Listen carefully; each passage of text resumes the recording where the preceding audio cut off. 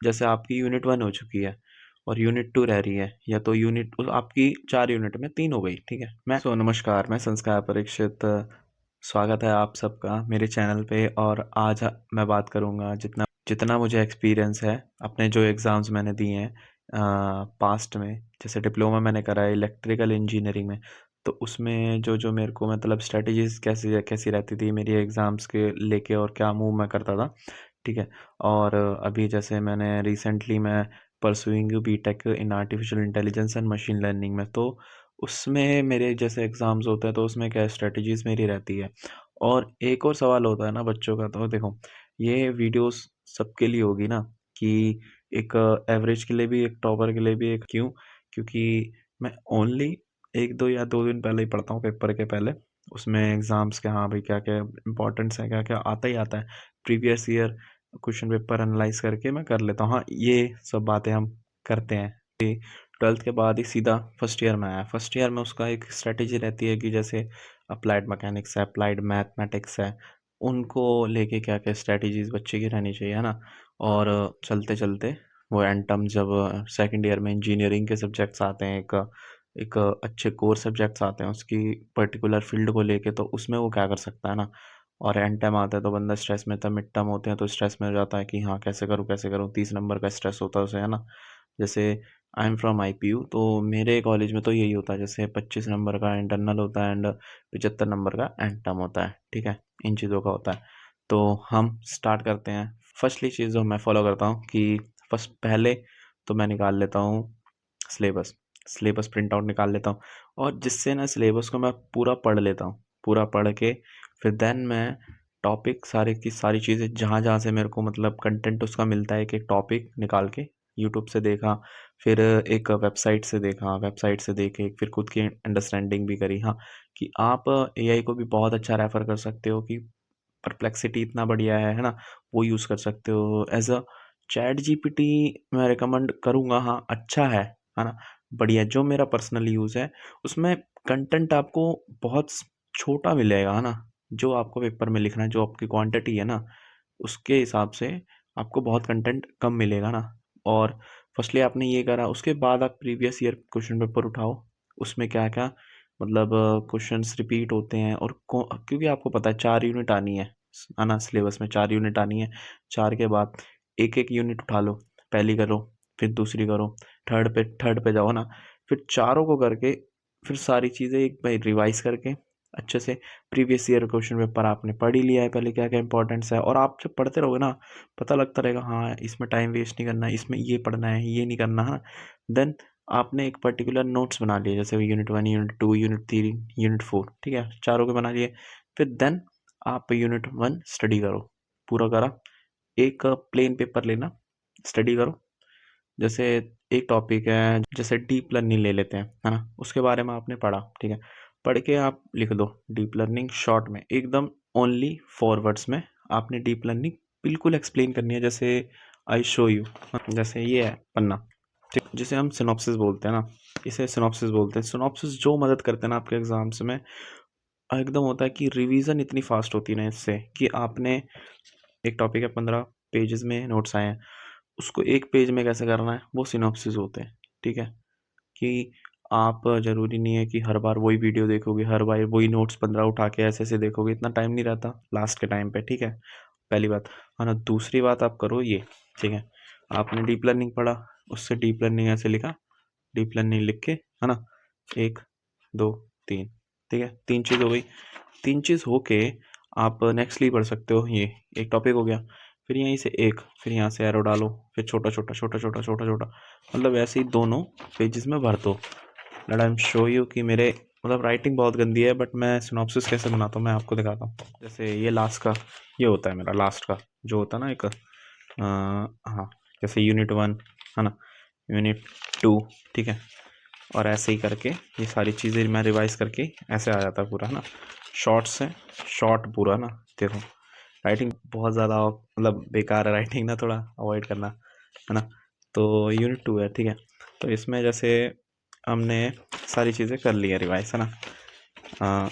या जैसे baseline methods, ये सारी चीज़ें यूनिट 4 आ गई, है ना। 2 पन्नों में आपकी हो गई, ठीक है। और 15 या 20 मिनट पहले आपको ही टाइम मिलता है पेपर से पहले ना, ठीक है। हाँ, इतना देखा हो गया अपना। Then you attempt your exam, ठीक है। ओके, सो जैसे अब हाँ, ये जैसे कम से कम मैंने पेजेस लिखे हैं इसमें ना, पेजेस बहुत ज़्यादा होंगे ना। वो ये कि एक इतने पेजेस का कंसाइज वर्जन है ना, सिनॉप्सिस। पहले एक फर्स्ट हो गया आपके पास ना कि आपने सिलेबस निकाला, उस फिर प्रीवियस ईयर क्वेश्चन पेपर्स उठाए, and then analyse your exam कि फ्यूचर में कैसा आ सकता है वो, है ना। और तीसरी चीज़ आपकी कि आपने फिर पढ़ना शुरू कर दिया। पढ़ने के बाद आपका क्लोजिंग रहता है रिवीजन का। मेरा पर्सनली ये है कि मेरी आज तक फुल्ली रिवीजन ना, मैंने अगर फुल्ली हो जाती है तो बहुत अच्छा एग्ज़ाम जाता है मेरा। ये मेरे को पर्सनली लगता है ना। रिवीजन अगर आपकी हो गई ना, आपका एग्ज़ाम भी अच्छा जाएगा, आपको इतना अच्छा लगेगा ना, कॉन्फिडेंस आएगा, हाँ, अच्छा लगेगा, बहुत बढ़िया लगेगा ना, ये चीज़ होती है ना। और ये कि पाँचवीं चीज़ आप अच्छे से रिवाइज़ करके सिनॉप्सिस करके जाओ। नेक्स्टली आते हैं हम एक पर्टिकुलर 4 स्टेप्स में हम डिवाइड करते हैं, हम पढ़ेंगे कैसे, है ना। फिर एक होता है हमारा, सबसे पहले भाई डिवाइड कर लो अपना टाइम, अच्छे से एकदम मैनेज कर लो कि हाँ, मैं सुबह उठ के 8 से रात के 8 तक पढ़ूंगा। और इन चीज़ों में मैं जो फॉलो करता हूँ कि भाई, कि मैं रख लेता हूँ एक 50 मिनट का स्लॉट, ठीक है। 50 मिनट पढ़ा, 10 मिनट रेस्ट किया, जिसमें पानी वानी वॉशरूम वगैरह, हाँ, चले गए, फिर बैठ जाओ।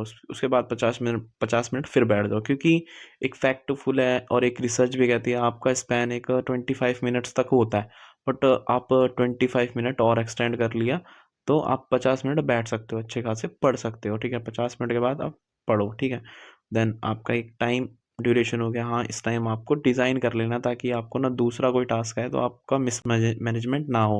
ये भी होता है कि जैसे ज़्यादा पढ़ के एकदम माइंड बर्नआउट ना हो जाए ना, तो थोड़ा इसलिए 10 या 5 मिनट का रेस्ट बीच-बीच में होना ज़रूरी है, ठीक है। एक चीज़ होती है कि आपने जैसे लेट जैसे आपका ये सिलेबस है, ठीक है, सिलेबस में यूनिट 1, यूनिट 2, यूनिट 3, यूनिट 4, है ना। जस्ट यू इमेजिन कि ये सिलेबस है एंड 4 यूनिट है इसमें, ठीक है।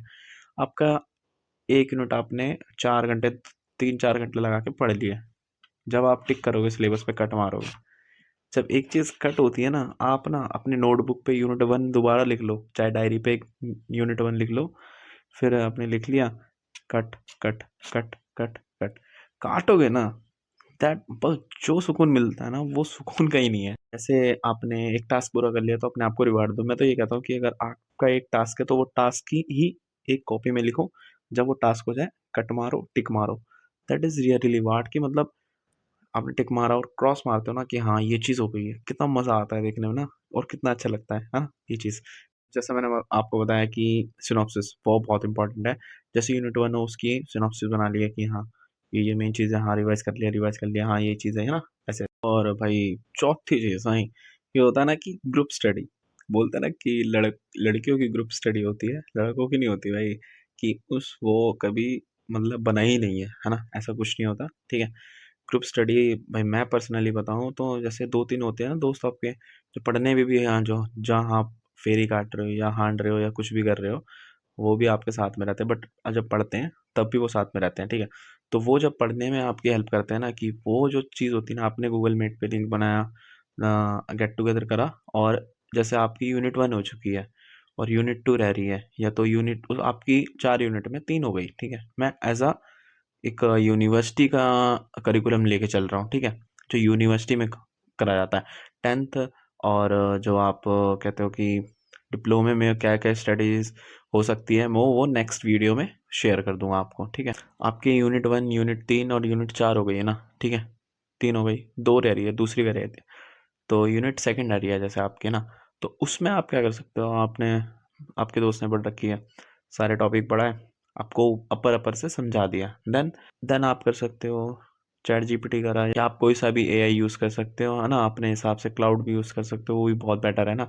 तो आप यूज़ करके वो आप जाके अच्छे से आप और भी थोड़ा अपने से थोड़ा एफर्ट मार के आपकी यूनिट 2 हो गई है, एक आपको ब्रीफ पता लग गया, हाँ, ये यूनिट 2 में कहाँ जा रहा है, और उसके बाद आप खुद भी पढ़ रहे हो, तो दैट बहुत आपको हेल्प मिलती है इससे, ठीक। सो आई होप कि मैं समझा पाया हूँ अपने एक्सपीरियंस से जो भी कुछ, और आपको इन एनी डाउट अगर आप कोई भी कॉलेज में हो या कोई भी कॉलेज प्रोफेशंस हो, तो आप बात कर सकते हो या कमेंट कर सकते हो या शेयर कर सकते हो ये वीडियो, या कोई भी आपका दोस्त है या कोई भी आपकी फैमिली में कोई है, तो उसके लिए है ये वीडियो, आप देखो।